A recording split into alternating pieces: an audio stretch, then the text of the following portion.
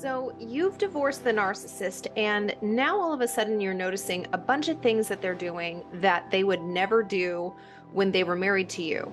In fact, maybe some of these behaviors that you're noticing are things they swore up and down they would never do because they were opposed to them on a moral or ethical level. If you can relate to what I'm saying so far, then stay tuned for the rest of this video because I'm sure I'm going to uncover a lot more truths like these that you are finding true for yourself as well. One of the most common things that a narcissist will do after a divorce or a serious breakup is upgrade everything. Every material thing that they have in their lives, all of a sudden now they have a new house, they drive the newest car, the best car, even if these spending habits are against the way they handled money when you were married. Maybe they were very economical or even thrifty when they spent money, but now it seems that they are spending it without regard to the future and the impact that that purchase will have on their finances. And that is likely true. Spending money on big purchases suddenly is really done for two reasons. Number one, it gives the appearance that everything is okay. There's nothing to see here, everything is fine, everything is normal. In fact, I've even upgraded.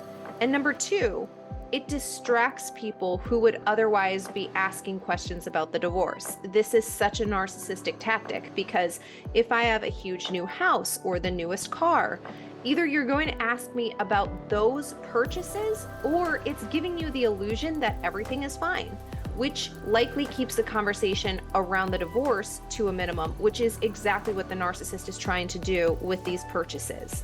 It not only fills an internal void of I can do anything I want, I have all of the freedom that I want because of this divorce, and because the narcissist gets energy from people accepting the divorce, that everything is okay. Look, that guy's doing just fine. You know, there really is nothing to see here. Another huge reason why the narcissist will start spending money after a divorce is because there is absolutely already a new supply.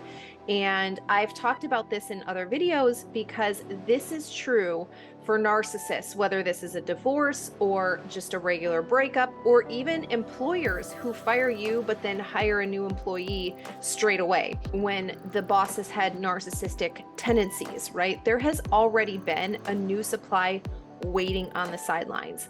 And even if you don't know about it, that is true. Narcissists are excellent readers of people. They can tell when their energy supply is being cut off, and while they still might be going through the motions of trying to fight to keep the supply of energy going with you, they already see the writing on the wall.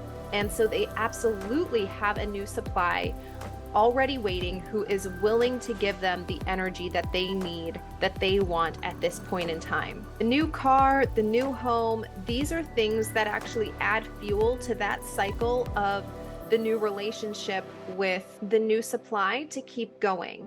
So it reinforces everything there, right? The new supply is being attracted to the narcissist for some reason or another. And one of the ways that the narcissist continues to increase that level of interest, that level of attraction, is by having the newest, best, flashiest things and portraying a certain type of lifestyle to the new supply. And on this note, something common that I am seeing amongst my clients who have gotten divorced within the last year or so is that the new supply is often not only also a narcissist, but more narcissistic than the one they just divorced. So in other words, the narcissist that they divorced is attracting another narcissist who's actually more of a narcissist than they are. So there is definitely a trend on the rise where narcissists are attracting other narcissists, especially after a divorce from somebody who recognizes that they actually are a narcissist, that they're not just a toxic person, an immature person, an addict, or whatever other label that we typically put onto somebody who's actually a narcissist instead of actually calling them for what they are. But for people who are able to say that's a narcissist and identify that being the reason that they are getting divorced, the trend is that once somebody who has come to that realization divorces the narcissist will then go with somebody, find somebody who is not only a narcissist, but more narcissistic. Obviously, I can't say for certain why this is, and especially not in every single case. However, here's my theory on it. Once somebody divorces a narcissist, they become so enlightened to what narcissists are that they are able to identify the next narcissist more easily. Of course, this is only true if they have gone through the proper healing and they are making sure that they aren't repeating the same patterns of behavior, that they're really uprooting the root causes of why they were attracted to a narcissist. But that definitely will impact whether or not a narcissist is accepted by somebody who is not a narcissist. And then number two, the second reason why I think this trend is on the rise is because the narcissist is actually also realizing how much work it is to convince somebody that their behavior is normal when it's clearly not. So for the narcissist, it's actually easier to find somebody who not only accepts the behavior, but who also reinforces it because they do the same behavior and even on a greater scale. This is better for a narcissist who has that same level of behavior that's not only accepted and reinforced, but also on another level, because when an argument does arise, I can say, but you do it more, right? You do that even more so than I do. So to sum this reason up, I would say that it's not only that they have a new supply waiting, but that the new supply is also more of a narcissist than your ex is. A third thing that you will notice when you divorce a narcissist is that there is a blatant shift in their moral stance. And I kind of touched on this in number one, where I mentioned big purchases, but this is actually something that runs much deeper, especially if you have children. So for example, you might have noticed that when you were married to the narcissist, they only wanted your children to go to a religious school, for example. But now that you're divorced, the narcissist wants the children to have nothing to do with religion, or vice versa, right? They were never allowed to go to a religious school, and now they must go to one. Another thing that you may have noticed is that during the divorce process, the narcissist had already moved on and was dating somebody else openly. Whereas perhaps they were trying to gaslight you into saying, we're not even divorced yet, and you're already thinking about what your life is going to be like without me, or you're already talking to so-and-so and our divorce isn't even finalized. Other topics that you'll notice this in: the kids' diets, activities, language, education, medical care. Basically every pillar of life of what was the child's norm is one of the things that the narcissist seeks to upset after the divorce. You'll notice huge shifts in what the narcissist used to say and willingly confess that they believed in. And now it's the complete opposite. You'll primarily notice this drastic change in their belief stances when it comes to the kids. A fourth thing that you're going to realize once you divorce a narcissist is that the divorce story changes. So when people ask the narcissist, why are you getting divorced? Or why did you get divorced? The narcissist will change their responses, and typically the reason that they give will have to do with whatever issue they have with you that week or during the time that the question is asked. And this is especially common when you were married to the narcissist for either a significant period of time, and especially if people were used to seeing you two together because maybe you owned a business together, or you had joint ventures in something, or maybe you two always showed up together to your children's extracurricular activities. When people are used to seeing you two together, or when the marriage was a very long one, people are genuinely shocked that there would be problems in your marriage at all, let alone the type of issues that would ultimately lead to a divorce. And so it's more common that you're asked why you got a divorce when everything seemed to be this picture perfect life. The narcissist will change their reason for the divorce based on whatever issue they are currently dealing with you at the time, and it will never be their fault. They will never take responsibility for it at all. And they likely won't realize how ridiculous their reason or answer back to the person asking the question sounds. Again, from an outsider's perspective, there was nothing going on in the relationship and everything seemed fine. So when they hear the narcissist's response as to why you got divorced, this will often start awakening that person to the fact that there was a lot more going on behind the scenes that they didn't know about.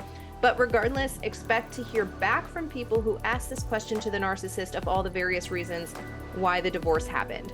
Because again, that reason will change. It will shift based on the week and the issue that you're currently having with the narcissist, or the narcissist views they are having with you. The fifth thing you will notice is that you are going to oscillate between the narcissist thinking you are both best friends and then worst enemies with them. And this is by far the most common thing that people experience after divorcing a narcissist. It's that the narcissist doesn't stop trying to trap you in a cycle of abuse. So just to review, the stages of narcissistic abuse are love bombing, devaluation, discarding, and hoovering.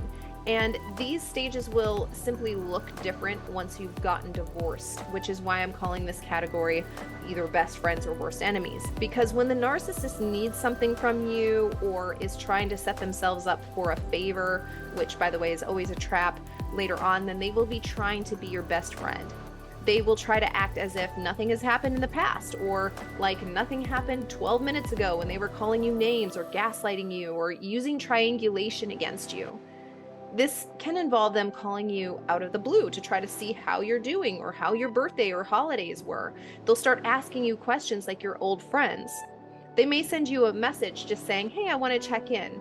And when you don't take the bait, expect for them to get back to being your worst enemy. They will then try to blame everything on you. They will try to say that they're trying to co-parent for the children and that they want to get into a normal or healthy routine for the kids. But really, they're just angry that they weren't able to be the wolf in sheep's clothing that you accepted them as for so long anymore.